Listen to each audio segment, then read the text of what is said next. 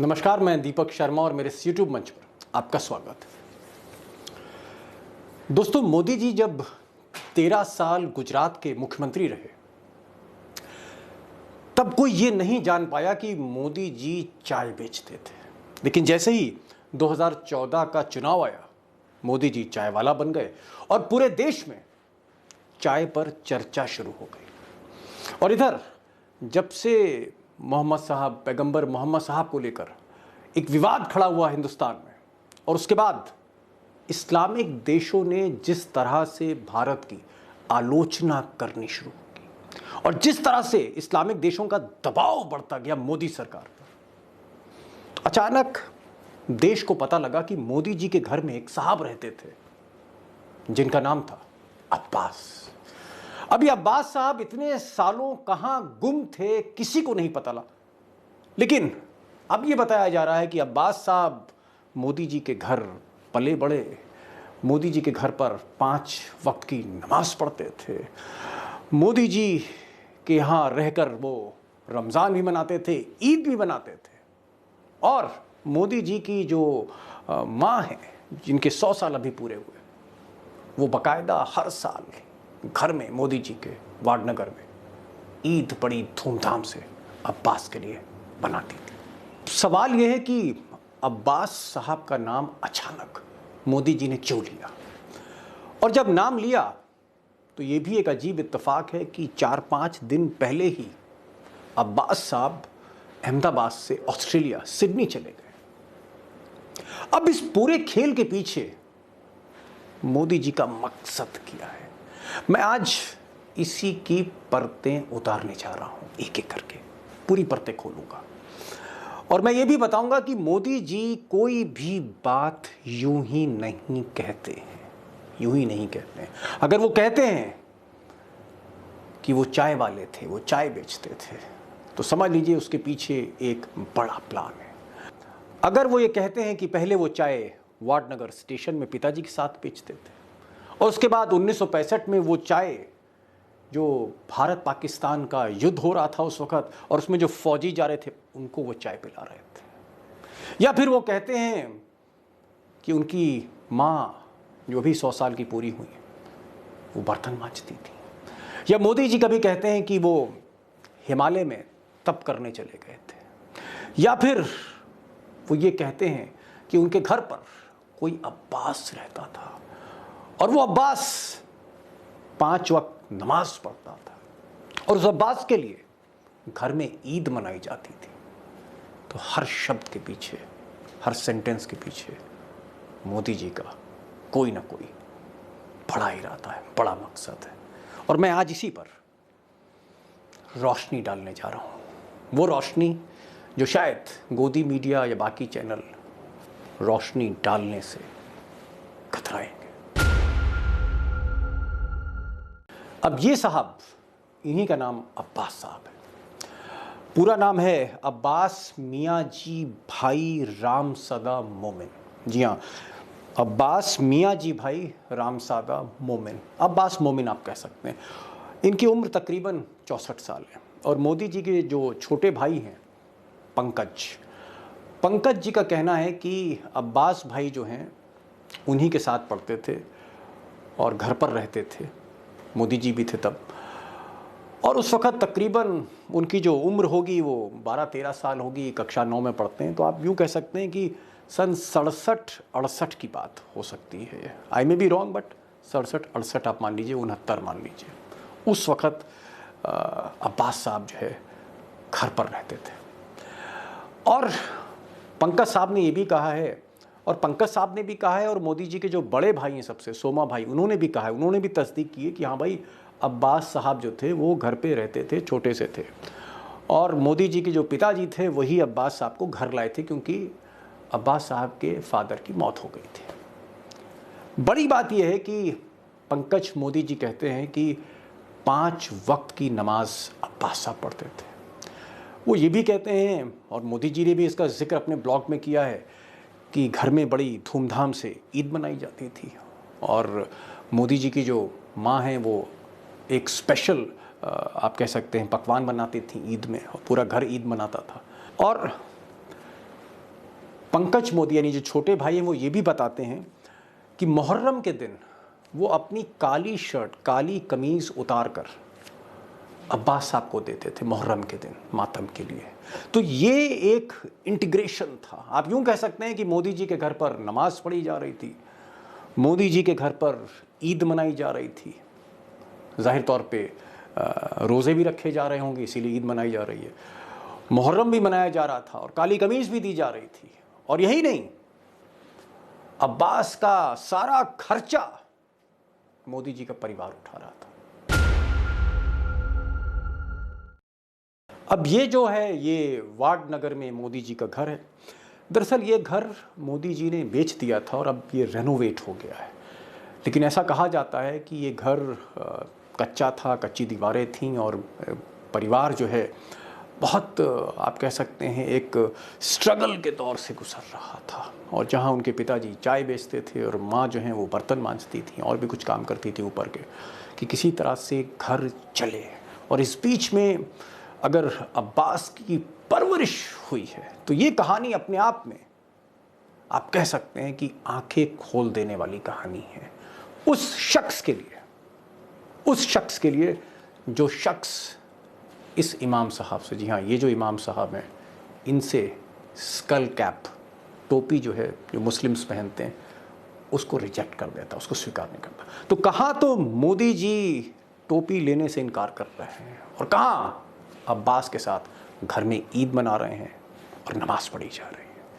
ये जो एक विरोधाभास है, इसको मैं कोशिश करूंगा थोड़ा और भीतर तक समझाने की। का स्वागत किया। मुलाकात के दौरान इमाम ने अपनी जेब से एक टोपी निकाली, लेकिन जैसे ही उन्होंने मोदी को टोपी पहनाने की कोशिश की, मोदी ने उन्हें मना कर दिया। इसके बाद उन्होंने मोदी को शॉल उड़ाया, जिसे मोदी ने आदर के साथ स्वीकार कर लिया। इसके बाद सवाल खड़ा हुआ कि मोदी ने इमाम के हाथों से टोपी क्यों नहीं पहनी। अब दोस्तों, क्या ये एक मोदी जी के चरित्र में विरोधाभास है, स्प्लिट पर्सनालिटी है, या कोई मनोचिकित्सक, मनोवैज्ञानिक इसका आकलन कर सकता है, एक पत्रकार नहीं कर सकता। लेकिन मोटा मोटी एक चीज़ सामने जो दिखती है वो ये दिखती है कि मोदी जी कहीं ना कहीं दो पायदान पर खड़े हैं। एक पायदान जो उनकी निजी ज़िंदगी की है, जहाँ पर अब्बास उनके घर पर हैं, ईद मना रहे हैं, रोज़े रख रहे हैं और मुहर्रम भी, उसका भी मातम हो रहा है और उनकी परवरिश भी हो रही है अब्बास की। और दूसरी तरफ आप देखें कि बुलडोज़र चल रहा है और मुस्लिम्स को टारगेट किया जा रहा है, चाहे वो सीए को लेकर हो, चाहे एनआरसी को लेकर हो, प्रोटेस्ट चल रहा है, लिंचिंग हो रही, वहाँ पर भी मोदी जी एकदम खामोश हैं, एक लफ्ज़ नहीं बोलते। जो ट्विटर उनका दिन रात चलता है वो खामोश हो जाता है, ठहर जाता है जब कोई एट्रोसिटीज़ मुस्लिम्स पर आती। यहाँ तक कि जो पैगंबर साहब का जो विवाद था, पूरा देश उस पर रिएक्ट किया, इस्लामिक देशों ने भी रिएक्ट किया, लेकिन मोदी जी ने बिल्कुल भी एक ट्वीट नहीं किया। हाँ, ये ज़रूर है कि वो अब्बास साहब की कहानी सामने लेकर आए, लेकिन सवाल ये है कि अब्बास साहब उनके इतने जिगरी दोस्त हैं, जिगर के टुकड़े हैं, और उनके साथ वो घर पर आप यूँ कह सकते हैं कि रमज़ान से लेकर ईद और मुहर्रम से लेकर हर त्यौहार में, चाहे वो गम का हो, खुशी का, उसमें शामिल थे मोदी जी। और सवाल इस बात का भी है कि एक तरफ जहां आप देखें एक के बाद एक ऐसे तमाम मामले हैं जहां मुस्लिम्स को पिछले 7-8 साल में टारगेट किया गया, चाहे वो सीए को लेकर हो, चाहे एनआरसी को लेकर हो, चाहे वो लाठी चार्ज हुई हो, चाहे वो गोली चली हो, या फिर बुलडोज़र चलने लगे हों, वहाँ पर मोदी जी खामोश रहे। लिंचिंग के बहुत से ऐसे केसेस हुए जहाँ मोदी जी ने प्रतिक्रिया नहीं दी। और मेरा सवाल तो अब्बास भाई से भी, अब्बास भाई अब रिटायर हो चुके हैं और जैसा कि मोदी जी का कहना है कि वो उनके जिगर के टुकड़े थे और उनकी बड़ी खिदमत होती थी घर में, अब्बास साहब उन्हीं के घर रहते थे भाइयों की तरह, बल्कि भाइयों से कहीं ज़्यादा प्यार अब्बास जी को मिला। तो अब्बास जी को भी ये कहीं ना कहीं मोदी जी को सुझाव देना चाहिए था, मोदी जी से मिलना चाहिए था, उनसे कहना चाहिए था कि एक तरफ तो मुझे इतनी मोहब्बत आप कर रहे हैं, इतना प्यार मुझे दे रहे हैं पूरा परिवार, कि मैं आपके घर में नमाज भी पढ़ रहा हूँ, मेरे आपके घर में मेरे लिए ईद भी मनाई जा रही है, और दूसरी तरफ आप जब प्रधानमंत्री बने तो आपने अपने पहली बार प्रधानमंत्री ने रोज़ा इफ्तार की पार्टी बंद कर दी। आप किसी से टोपी कबूल नहीं करते हैं। आप जब बुलडोज़र चलता है तो आपको कहीं ना कहीं दर्द नहीं होता है, आप मना नहीं करते हैं। या फिर सीए में या एनआरसी में जो लाठी चार्ज हुई, फायरिंग हुई, या जिस तरह से मुस्लिम्स को टारगेट किया गया है, लिंचिंग हुई, वहाँ पर मोदी जी आप खामोश क्यों हो जाते हैं? क्यों हो जाते हैं आप खामोश, जबकि आप मुझे तो इतना चाहते हैं, लेकिन बाकी जो मुसलमान हैं इस देश के, उनको क्यों नहीं? ये सवाल अब्बास साहब को भी पूछना चाहिए मोदी जी से। अब दोस्तों, मेरी कुछ बीजेपी के रिपोर्टर से बात हुई, कुछ इनसाइडर से बात हुई जो पीएमओ की आप कह सकते हैं खबर रखते हैं, और उनका ये कहना है कि जो अब्बास की जो कहानी है ये एक पूरी सोची समझी रणनीति है, एक पूरी तरह से एक प्लानिंग के साथ। जो उनका जो पीआर डिपार्टमेंट है, मैंने कल भी जिक्र किया था कि ये साहब जो डॉक्टर हिरेन जोशी हैं और इनकी जो पूरी टीम है, बाकायदा किस तरह से डैमेज कंट्रोल करना है, किस तरह से रेपुटेशन का मैनेजमेंट करना है। और ये जो इस्लामिक देशों में जिस तरह से आलोचना हुई और उसके टारगेट में मोदी थे, मोदी की पार्टी थी और पार्टी की सोच थी मुसलमानों को लेकर, उसके बाद ये जो पूरा का पूरा आप कह सकते हैं जो स्क्रिप्ट है, इसको डिवाइस किया गया। और समय आने पर मोदी जी ने एक ब्लॉग के बहाने, अपने माँ के जन्मदिन के बहाने इस ब्लॉग को लिखा, और उस ब्लॉग में जो सेंट्रल कैरेक्टर है, उन्होंने बहुत अपने ब्लॉग में जिक्र किया है अपने बचपन के बारे में, माँ के बारे में, लेकिन जो सेंट्रल कैरेक्टर है, जो फोकस है, वो दरअसल अब्बास मियाँ जी भाई थे। और ये एक मैसेज है सऊदी अरब को, ये मैसेज है कतर को, ये मैसेज है बहरीन को, ये मैसेज है ओमान को, जहाँ से सारा विवाद शुरू हुआ, कि ऐसा नहीं है। यहाँ तो मोदी जी के घर पर ईद मनाई जाती है, यहाँ तो मोदी जी के घर पर रमज़ान का जो त्यौहार है पवित्र, वो मनाया जाता है। और अब्बास जैसे व्यक्ति, एक मुसलमान, वो मोदी जी के घर में रहकर पले और बड़े, और उनको घर के बाकी भाइयों से कहीं ज़्यादा प्यार किया गया। तो ये जो एक पूरा जो आप कह सकते हैं जो नैरेटिव है, ये नैरेटिव सेट किया गया और इसको एक ब्लॉग के जरिए इसको दुनिया के सामने लाया गया। और इसके पीछे भी मोदी जी के यही आप कह सकते हैं PR manager doctor Hiren Joshi और उनकी टीम थी, और इन्होंने बहुत बखूबी गोदी मीडिया के साथ इस पूरे मामले को प्रोजेक्ट किया। बहरहाल मेरी कोशिश रहेगी कि अब्बास भाई जब ऑस्ट्रेलिया से अपने बेटे के पास से मिलकर लौटे, पिछली बार भी मैं गुजरात गया था और मैंने कई कहानियाँ कही थी, कई लोगों से मिला, स्पॉट पे गया, मोदी जी के कई प्रोजेक्ट थे उसको मैंने वहाँ पर जाके इन्वेस्टिगेट किया। आप तक मैं तमाम खबरें लाया गुजरात की, हर शहर की।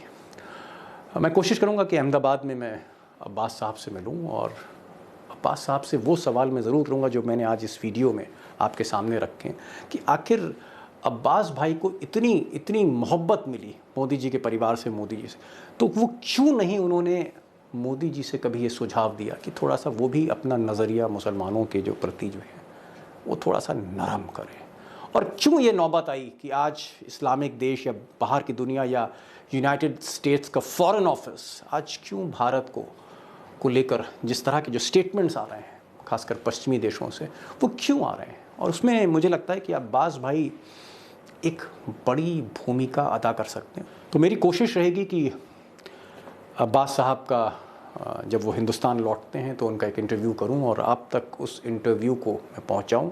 वही सवाल जो मैंने रखे हैं और इस वीडियो में पूछे, वही मैं उनसे पूछूंगा। और ये कोशिश रहेगी हमारी कि अगर किसी के दिल में नफ़रत है तो क्यों नहीं हम उस नफ़रत को मोहब्बत से बदल दें और अमन चैन कायम करें। और यही हमारा मकसद है कि इस देश में अमन चैन कायम हो और ये देश आगे बढ़े। हम भी यही चाहते हैं और शायद आप भी, इसीलिए आप हमारे वीडियो देखते हैं। और मैं कोशिश आपसे इल्तिजा करूँगा और बार बार करता रहूँ कि आप इस वीडियो को ज़्यादा से ज़्यादा शेयर करिए। तो आज बस इतना ही, फिर मिलते हैं एक नई वीडियो के साथ। तब तक के लिए नमस्कार।